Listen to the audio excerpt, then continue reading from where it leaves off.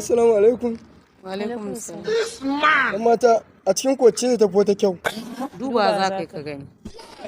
To ai ni na gan ku duk kyawawa. No. Wannan farin ku ne? Na kanti ne. Na kanti ne? Ba kyau dai. To ina ruwanka mun. Wai kai dan Allah in tambaye ka, me matsalar ka da mu ne? Ka zo wani sai zuba kake kamar kanya, dan Allah wale ka ba mu guri. Ya zo da wani tsamin jikinsa, da Allah ce ka ba mu guri. San ku nake fa. Ko mu ba ma son ka. Ba ka so na kun tsane ni? Sai na ga Ali Nuhu. Ka ga ya mazango. Abin da zafi haka? Ni uban mu ne shi? Ai talaka ne. A'a. Kai dan gwata ne kai. No. Ko dan karuna. Allah ya sa ku aure to. In kai zaka aure mu ba sai ka fasa auren ba, ko kuma mai auren mu ya zo ka tare shi ka ce kai ya aure mu. To ba sai aje gun malamai ba a shigar da sunan. Gware ka ba mu guri dan Allah ka wani zo kana wani damun mu ana. Ba a gaya wa dan yau.